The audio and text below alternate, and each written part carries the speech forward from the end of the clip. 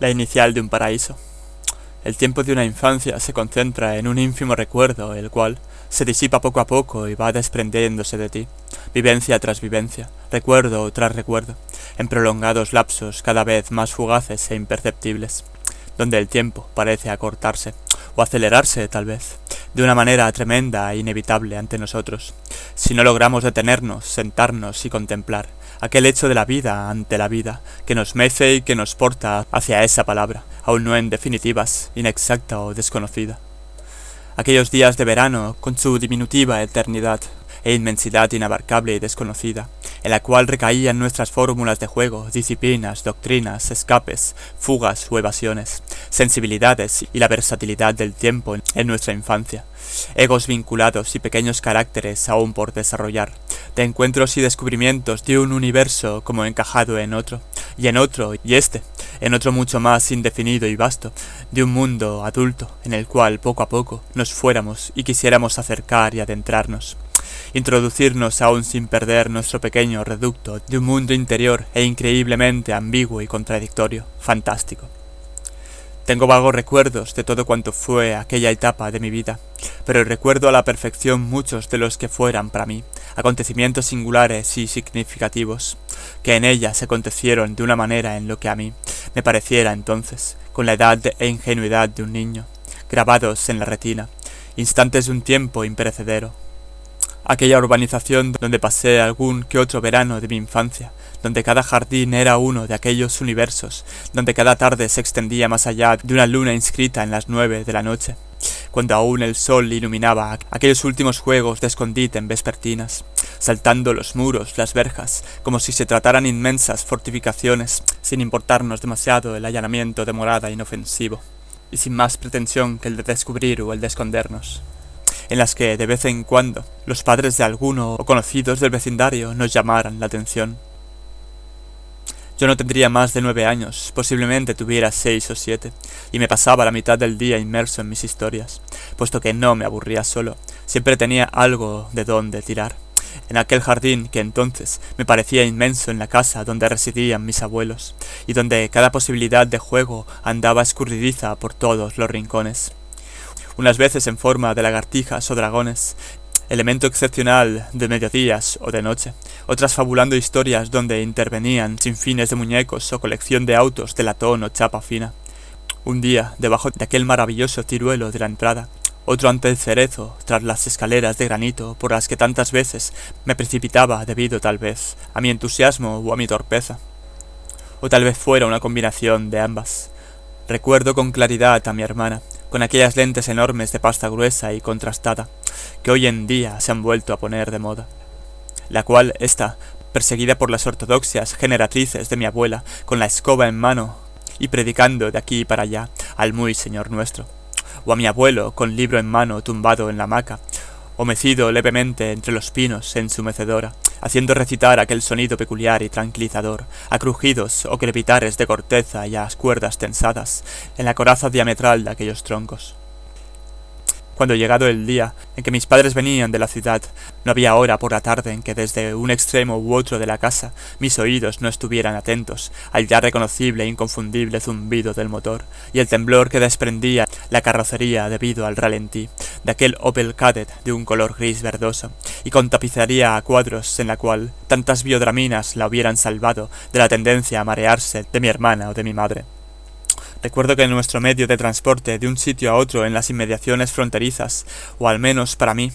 y que poco a poco, en base de los años y una necesaria desobediencia para descubrir un poco más allá de los límites marcados por los miedos y tabúes de mi abuela, y un poco más permisivos en cuanto a mi abuelo se tratara, se fueron alargando y extendiendo, tanto en el tiempo como en el espacio, en esa relatividad tiempo-espacio, fueran las bicis, las bicicletas, aquellas terribles bicis sin marchas que no tenían más que un piñón, y de las cuales, más de una vez, a excepción de algún valiente que lo intentaba, nos teníamos que bajar de ellas debido a la gran cuesta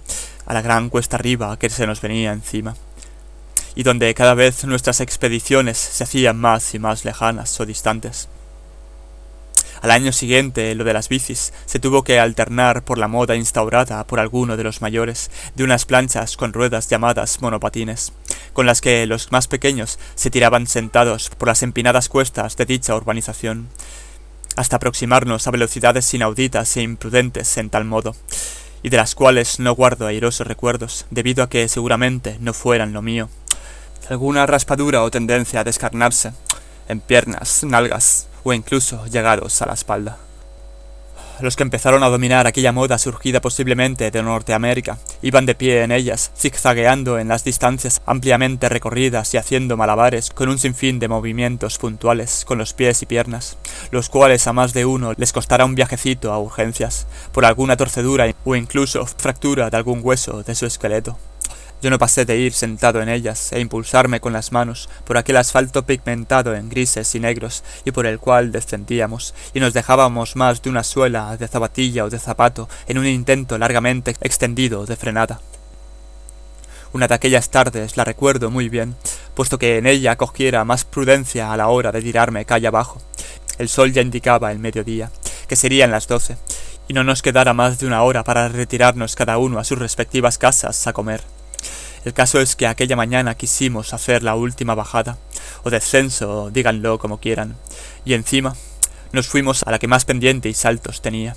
puesto que las cuestas descendían por aquella colina urbanizada, donde en su cuadriculada organización cada cruce conservaba un cierto rellano.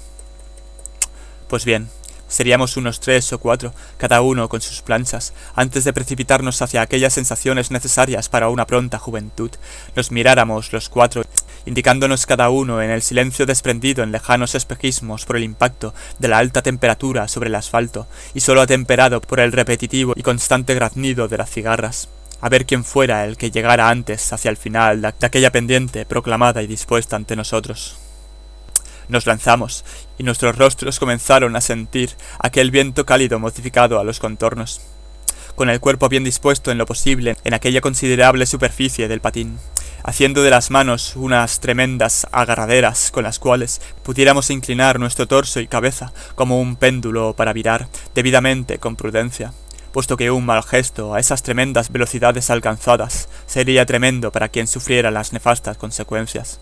Y el caso es que aquella vez fuera yo el que la sufriera. Nunca en mi vida, o en lo que llevaba de ella, experimenté semejante sensación con el roce o fricción de mi espalda, con la textura arisca, rugosa y tremenda de la calzada. A mi abuela le dio un síncope cuando me vio entrar con media espalda al descubierto, y sangrando por los diferentes y múltiples rasguños que en mi espalda se contecían y extendían como tremendos arañazos. La comida, como no, se postergó hasta que ésta no me limpiara a conciencia, y muy a mi pesar con alcohol de 90 grados cada una de las heridas. Aquella tarde mis chillidos debían ir más allá de aquella urbanización. Mi abuelo, una vez ya visto que aquello no pasaba de ser un susto en el cual me hubiera podido dejar la piel, y nunca mejor dicho, me frotaba y zarandeaba la cabeza con aquella expresión satírica y cómplice con la que solíamos afrontar las varias peripecias para evitar, en cierto modo, los grandes sollozos y regañinas y desesperos de mi abuela. Aquel año mi hermana no estaba con nosotros, ya que había ido a veranear a Valencia, donde también teníamos familia. El caso es que, con el paso de los años, yo descubriría que tenía familiares hasta debajo de las piedras de las distintas ubicaciones regionales de la península, pero eso ahora no venía al caso. Aquel accidente no fuera ni el último ni el primero, puesto que con las bicis, los patines o demás inventos que pudiéramos concebir con nuestra intención de emular cualquier cosa o vehículo que se desplazara, unos u otros, en ciertas ocasiones acabáramos teniendo algún que otro percance accidentado, acabando siempre por los suelos, cosas de la niñez. Los años de sol y playa se irían alejando o postergando, al tiempo que yo tomaba la forma de un muchacho adolescente, cuando eso resulte extraño ahora, pero eso yo no lo sabía en aquel entonces, y desconocía por completo lo que tenían previsto para mí, en la nada o en el futuro de los años próximos y venideros, pero eso lo hablaré más adelante. Aunque haciendo una reflexión respecto al futuro, este no es bien una nada absoluta, como la que nos podamos encontrar en el blanco de un papel por escribir o estripar, o en la ausencia de alguien querido mirando hacia un pasado más remoto o próximo, en los recuerdos. que tal vez nos pueda resultar sensación de soledad, sino más bien un pronóstico e intuición dada y requerida en el presente. Ahora cuando paseo o corro cerca del mar, por los mismos lugares donde 20 años atrás aquellas olas me parecían monstruosas moles de agua en las que yo y mis primos, una rubia enclenque y un rubito que parecía mudo, pero que no lo era, y los cuales procedían de un lugar de donde los había traído mi padre, con su nueva furgoneta de un viaje larguísimo, hasta donde lo que más adelante supe que era Alemania, y que estos venían con mi tía definitivamente a vivir aquí, por otras causas las cuales yo aún desconocía, fueran las causas de un divorcio. Aún poderlas entender o hacerme una idea de lo que aquello representaba, no las pudiera comprender ni aunque quisiera, debido a mi edad. Solo unos años más tarde, donde también pude vivir esa experiencia, por suerte, aun las consecuencias de que unos y otros se metieran en medio de esos berenjenales. Yo ya era lo suficientemente autónomo para librarme o eludir ciertas cosas de las cuales había huido de algún modo toda mi vida, y seguiría haciéndolo. Las eternas discusiones por el dinero, dichoso dinero, tan necesario y tan condicionante. En fin, volviendo a aquellos juegos de infancia en la orilla de la playa con mis primos, donde nos lanzábamos de cabeza para impedir que éstas nos engulleran con tanta fuerza, que las veces que éstas lograban envolvernos con su lengua espumosa en sus entrañas, éstas nos absorbían, nos revolcaban, y póstumamente con el sabor, al salir en el paladar, nos escupían hacia la orilla, y los ojos fuertemente cerrados como tres chinos mirando a la puesta del sol, y mirando a la puesta del sol sin lentes de protección. Estas nos escupían a la manga de arena donde relucían, expuestas el sinfín de piedrecillas definitivas y perfiladas por las corrientes de la mar, que las dejaba reposando en aquel lecho para siempre. O eso al menos era lo que creía yo en aquel entonces, explicando aquellas y otras disparatadas hipótesis con toda certeza, sin darme cuenta de que aquello que yo creía solo era una mera suposición preconcebida por mi gran dosis de imaginación o convicción a la certeza. Fue uno de esos años, yo tendría ya unos 12 o 13 años. Mi edad puber se hallara en sus inicios, para que años más tarde se prolongaran en aquella edad lumen que nos conlleva las mejores y peores emociones y circunstancias de nuestras vidas. Aunque exageraciones o motivos o emociones y pasionales aparte, continuaré con aquel primer descubrimiento corpóreo que no fuera más allá, el de una revista de aquellas pornográficas o eróticas que comprabas de cuando en cuando y cuando podías en el kiosco, más alejado del barrio, para que nadie, si más no, te reconociera, te pudiera reconocer. Eras un tipo realmente tímido y cohibido a pesar de aquellas incursiones y aventuras a la tendencia o intendencia o al delito ínfimo de la perversidad. Tus años de jugar con muñequitos y muñecas habían sido ya disueltos, concluidos, perdidos indefinidamente en una etapa de tu vida, o al menos eso es lo que tú creías en aquel entonces, puesto que vendrían otras en las que más adelante tus hijos te devolvieran por instantes aquella ingenuidad o maldad infantil. Y ya citada la influencia, adorable e inquieta con la que juegan los niños y no tan niños, pero eso ni tan solo la pudieras concebir, estabas empeñado en dirigirte en aquella edad en la que uno no es ni lo suficientemente adulto ni lo suficientemente niño como para hacer una u otra cosa. Y el caso es que, rondando ahora los 40, que nos da esa facultad de ser o no ser, son diferentes puntos de vista tal vez, matices, actuaciones, pensamientos, hechos, costumbres, potestad, economía, solidez, criterio, libertad, tutela, grado, voluntad, empeño, obstinación, adversidad, conformidad o inconformidad,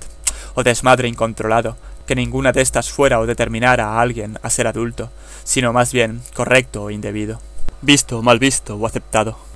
Por otro lado, todos llevamos de algún modo un impresentable presentable dentro, otro ser aparentemente cobijado o astuto, que solo sale en nuestros pensamientos o en la intimidad de nuestras causas, aquel que un día fuimos cobijándose entre los roles de la madurez o inmadurez en nuestra etapa adulta, encerrado en entresijos de aquel córtex cerebral más desarrollado y arisco, preparado para otro tipo de amenazas y experiencias, necesidades más sofisticadas de nuestra edad adulta, o más simples y sencillas, aunque igualmente satisfactorias, conservadas y heredadas de aquellos tiempos en que fuimos, y en parte no dejamos de ser, y en parte nunca dejáramos de ser, animal de costumbres, y en la que tú continuaras desarrollándote y adquiriendo nuevas causas de por vida, entre y a lo largo de tus múltiples pesquisas en tu más o menos considerada polivalencia en esta absurda y hermosa existencia requerida. y que no fuera lo suficientemente adulto, pero que tampoco el niño a la inmadurez, a la inconsciencia, a la ignorancia. Año y chica, que manera de empezar un párrafo, ¿verdad? En los que descubriera por primera vez el contacto cercano de latente piel a piel con una de las hijas de unos amigos de la familia, que venían a visitarnos de tanto en tanto, y con la que tuve los primeros deleites y experiencias en brazos y en pos de una mujer, o más bien dicho, en los proyectos de esta misma. Ella era mayor que yo, tenía unos años más que yo, y en un principio todo parecía indicar que entre ella y yo solo se acontecieran disgustos, puesto que en nuestros múltiples encuentros y visitas a la torre de mis abuelos todo fue adoptando una tonalidad más, ¿cómo lo diría? Más afectiva, más cercana, más visceral, más inexplicable, ya que tan solo sin tocarnos alcanzábamos a ver y a rozar de algún modo u otro, ya fuera para bien o para mal, aquel interior por descubrir. El caso es que uno de aquellos días en que su familia, viejos amigos de la familia y su padre socio del mío, vinieran a visitarnos, y entre los jóvenes, primas, primos, hermanas, hermanos u amigos, solo coincidiéramos aquella vez, ella y yo, mientras los mayores disfrutaban de una tremenda sobremesa en el piso de arriba, mientras tanto en una de las estancias del piso inferior de la casa, justo en la de al lado del despacho, donde tantas tardes se refugiaba mi abuelo, en horas y horas de escritura o de lectura o escritura, que ahora en el presente, en el entonces, en paz descanse, con sus terribles vicios de escritura y múltiples lecturas y tremendas dosis de nicotina consumida, y ya volviendo a aquella estancia, donde unos armarios empotrados, enormes, con sus grandes puertas correderas, ella, habiendo cogido una pequeña linterna de una de las vitrinas del salón, se introdujo en uno de los costados del armario, un profundo y remoto armario empotrado en el cual años antes habíamos jugado a que fuera escondrijo o cueva, o la gruta en la que descubrir los múltiples objetos y reliquias que mis abuelos guardaban, acumulaban en él. Pero esto, detalle poco remarcado, no sea ni venga al caso, el motivo por el cual estoy rememorando de algún modo aquella primera inocencia y desobediencia de la estancia, llevadas por la ternura y el instinto, más bien por este último y desatando toda una secuencia de ternura y descubiertas. Al principio, al no encontrarla por ningún sitio, y llamándola y ver que ésta no respondía, creía que Janet había salido fuera, ya que también escuché la puerta, así que salí al jardín y la busqué, por todos los sitios posibles que se me pasaban por la cabeza, pero nada de ella se divisaba en ningún sitio. Cuando llegué a la altura de la ventana de la misma habitación donde ésta se había escondido minutos antes, escuché unos silbidos que procedían del interior de la habitación y que salían dirigiéndose a mí, entre los barrotes en forma de rombos y la persiana a medio bajar, desde la ventana que daba al exterior al jardín. Cuando me asomé introduciendo parte de mi rostro entre unos de esos huecos con forma geométrica, pude entrever en la penumbra de la estancia la mirada de Janet, que así es como quería que la nombrara, aunque no se llamara realmente así, y cuando sus padres la requerían o llamaban por una u otra cosa por su verdadero nombre, veías en su rostro aquellas muecas de expresión y de rechiste, y cómo refunfuñaban aquellos silenciosos rezos que se pronunciaban por su boca. Aquel nombre solo era porque a ésta le había cogido la delia de llamarse como una de sus cantantes por la que tenía auténtica predilección, de la década de los 60. Desde el patio de la entrada, en el vestíbulo exterior de la finca, donde mi abuelo aparcaba aquella preciosidad clásica de los 50, deportiva y peculiar, y de una inhóspita tonalidad verde y grisácea, como el de una perla, y con tapicería de cuero beige, escuché un susurro tenue que me llamaba y me indicaba a entrar, que quería aquella dichosa niña al asomarme por la ventana de la misma habitación donde se hallaba el armario. Supe percibir que aquel susurro procedía del interior del armario, al fin, por supuesto, al ver que aquel rostro de criatura pícara asomándose por la falca que dejaba la puerta entreabierta, con aquella mirada reluciente y enigmática, limpia y reluciente, que en ella se pronunciaba. En un principio, al decirme esta, que tenía que decirme algo importante, yo no me la creí, ya que no era la primera vez que ésta me engañaba, o me quisiera tomar el pelo, pero algo me indujo a entrar, instintivamente a entrar, tanto en la casa como en la habitación, entreabriendo un poco la puerta del armario, y encontrándomela mirándome con aquellos ojillos de gata entremaliada, como la llamaba mi abuela cuando ésta hacía algo que le disgustaba, la cual cosa no era de gran dificultad. Lo dijera esto por el hecho de causarle disgusto a mi abuela. Pero bueno, a lo que íbamos. Me la encontré ahí de rodillas mirándome y le pregunté qué le pasaba, que qué hacía ahí escondida, que dejara ya de tomarme el pelo, pero ésta me tomó del brazo izquierdo y con el otro me hizo un gesto de silencio, con su índice postrado en aquellos labios que tanto me atraían indudablemente sin saberlo, pero que hasta el día de hoy tengo como referencia y como uno de los grandes tabúes o enigmas referentes a la mujer. Yo no tendría más de 12 años, ella un año mayor que yo. Tenía 13 años, y como se puede comprender ya intuía y sentía en mí los síntomas de la atracción al ver interpretado en ellas los diferentes términos y rasgos de su atractivo, y los distintos signos de la feminidad naciente en ella. A aquella edad yo ya me masturbaba, pero como ustedes comprenderán, ella tendría más nociones que yo respecto a un concepto del deseo y una debida actuación respecto a lo que se tuviese que devenir o acontecer. Bajo los signos de nuestras percepciones primerizas, inocentes y plenas, o no tan inocentes, movidas, conducidas, provocadas, portadas por la curiosidad, pero mi comprensión del sexo,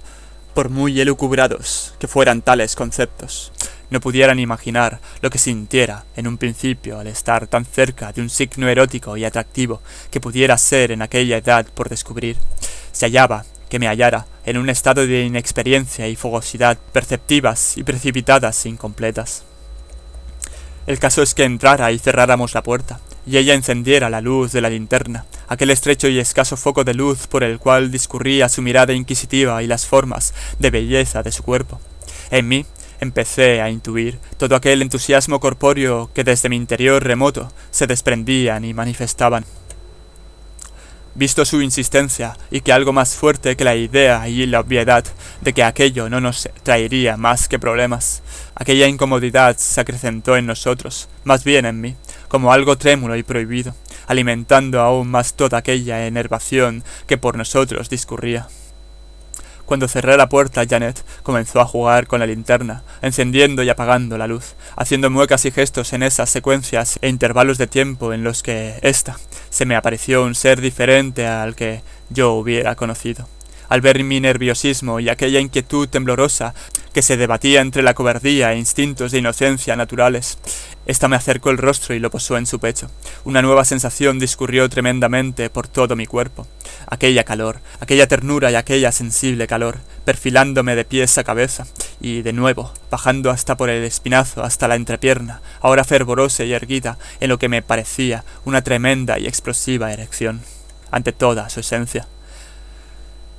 Aquella sonoridad de pecho almohadillado por el cual se pronunciaban y se percibían aquellos tremendos impactos de corazón abierto, como acabado de despertar y abocado a sus más íntimos instintos, y a los abismos de la pubertad, para que yo me relajara. Esta se mecía tenuemente después de abrazarla, y ambos inscritos en las profundidades de aquel silencio gratificante, hermoso y mágico, me quedé ampliamente solapado a su cuerpo, en aquella eternidad aparente que nos envolvía y nos portaba a la ternura y al deseo, a la fogosidad. Su olor era el trance de aquel misterio, su calor, su jovial belleza y su textura portadoras de mi quietud enervada. Todo lo que hubiera podido pasar cuando ésta rompió el silencio y me decía: ¿estás bien? ¿Por qué estás tan callado? Debes relajarte, dejarte llevar. Y que ya no me temblaran todas las partes de mi cuerpo, cuando entonces es cuando me lo soltó, ahí mismo, y de esa manera tan deseada para mí inconscientemente, pero que a la vez tenía algo de desconcertante y que en el fondo ésta me aterraba de algún modo, ya fuera por la circunstancia en la que nos hallábamos, o por miedo a que nuestros padres nos pillaran en aquel acto, de aquel modo tan comprometedor, puesto que en mí ya se empezaban a entrever los síntomas causados por un entusiasmo aún prematuro y desventurado. Fue entonces cuando dejó la luz de la linterna encendida a su lado. Se alzaba un gran arco con sus flechas, sobresaliendo de la funda al lado de una pila de cajas de zapatos y zapatillas que mi abuela conservaba y que seguramente pertenecieran a sus dos hermanas, mis tías segundas y un par de santas que perdieron ambas, y dicha la curiosidad o a la anécdota, a sus respectivos novios en la guerra civil, quedándose solteras en su idilio de por vida, o eso al menos era lo que decía mi abuelo y con las que yo tanto había jugado de pequeño al dominó o a la brisca, puesto que aquella solía ser la habitación donde éstas dormían en sus frecuentes visitas. Volviendo al trance del relato y de la secuencia, ¿Sabes qué es lo que quería mostrarte?, me indicó, y comenzó a soltarse uno de los tirantes de la parte superior del vestido, mientras su olor se desprendía de aquel cuerpo bendito y en la textura sedosa y rosada de su piel, levemente acariciada por el sol constante del verano, dejando aquella maravillosa forma geométrica que en su pecho residía al descubierto, y en la que yo había estado escuchando, en lo más profundo de su ser, e igualmente del mío, aun sin estar totalmente desarrollada. Era increíblemente hermosa, aquella flor, aquella maravilla punzante, enervada, que ni en las mejores revistas pudiera contemplar, ni que tuviera aquella textura y levedad poética de gelatina untada en carne fina de melaza y miel, tomándome de pronto de las manos trémulas e induciéndolas a acariciar aquella mágica, aquella magnífica y latente seda y contorno carnal de su seno izquierdo, el cual acaricié y magreé con total delicadeza y progresiva excitación, con que lentamente me fuera pronunciando, más allá de sus tejidos, dirigiéndome a su cuello, a sus labios, y poco a poco verme introducido y acogido por el costado ferviente e interior de aquellas piernas, que tantos estragos y retenciones explosivas a punto de estallar me causarían en el interior de aquel dichoso y prendado armario. Aquel acto sexual al cual nos dirigíamos en aquella calurosa, contenida y prudente excitación de estancia, en que ambos se percibía, se empezó a transformar en algo más que un inofensivo juego de adolescentes, niños en cierto modo, que ya creían ser mayores, y que ya se empezaran a besar alocadamente, con los latidos a flor de piel, y la agitada y pronunciada respiración en pos de la boca, en pos del tiempo, mientras la comisura de sus labios se abrieran y cerraban lentamente, con aquel dulce juego de impactos y de lenguas iniciales que se amaban, que se amasen, cada vez más y más como un par de deseos en su álgido estallido y esplendor, mientras cada parte de nuestros cuerpos fuera explorado y adorado, debidamente con el tacto inexperto y encendido de las dos manos, entre las sombras y quimeras de aquel escondrijo tramado y surgido para amarnos y descubrirnos. Todo aquello no pasó de ser una fricción apasionadamente iniciada y tremendamente portada por nuestros sexos, en las infinitas profundidades de aquel armario, no pretendiendo que fuera este ningún tipo de símbolo metafórico, del cual poder sacar de vida o supuestas conclusiones, sino más bien una ubicación bien cierta y existente, un buen recuerdo que preservar aún la distorsión del tiempo, el cual nos abrieran sus dos hojas de aquel armario, en ningún momento en la media hora que debimos estar absortos y envueltos en nosotros mismos, desde donde nadie estuviera a punto de descubrirnos, en algo que fuera más incómodo e inefable, en cierto modo, que una simple chiquillada. Pero los ruidos de las sillas que se escucharon resonantes y amplificados en aquel estruendo hueco del armario donde nos encontrábamos en nuestros puntos álgidos de nuestra excitación cohibida y precipitante, nos alertara en cuanto a la idea de que aquel movimiento de arriba no fuera más que un preaviso de que más pronto que tarde nuestros padres bajaran a fumar o con intención de sentarse en el jardín o darse un paseo después de una larga sobremesa con café y brandy incluidos.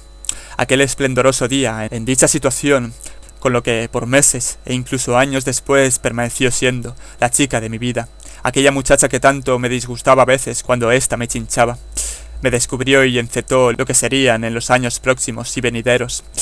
Era un decir, mi relación fatídica y hermosa con la experimentación del sexo y de la vida, puesto que Janet, una vez ésta se fuera aquella tarde con sus padres, volviendo a ver aquella mirada felina, observándome y diciéndome, aún sin palabras, a través de la luna trasera del coche, que se alejaba cada vez más por aquel tramo de calzada hasta perderse en la esquina próxima que tenían que tomar para bajar hasta el poblado y encarrilarse por la autovía hasta Gerona. No la volví a ver hasta años más tarde, en la que todo había cambiado. Ella ya fuera toda una mujer, que casi ni se acordaba de mí, ni se acordara de aquel primer encuentro y desquite de inocencia. Pero eso ya sería otro cantar de los cantares, ya en la madurez de nuestros actos, de nuestros cuerpos, de nuestros dones y alegorías y silencios. Puesto que aquel mismo día en que nosotros nos descubríamos el uno para el otro, mientras tanto en la escena de arriba se formulara una considerable discusión que ya venía en ebullición desde tiempo atrás, entre mi padre y el socio de éste,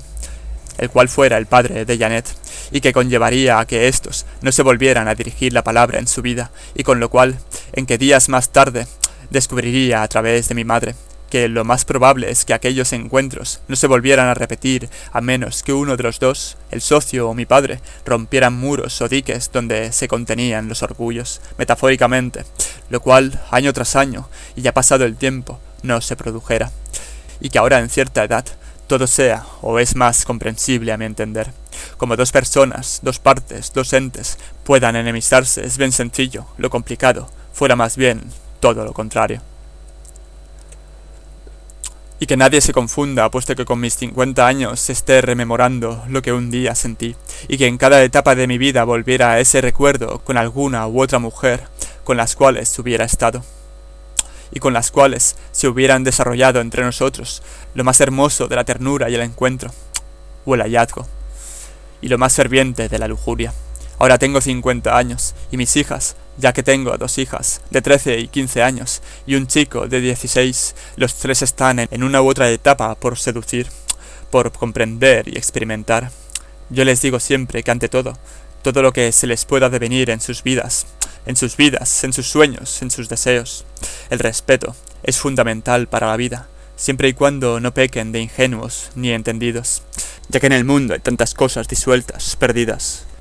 y que, nos pertenezcan o no, queramos saber o no, nos impliquemos o no con ellas, o nos podamos identificar o no en estas, siempre habrá que recurrir a nuestra educación primaria y a nuestro propio ser para ser quien somos en el presente.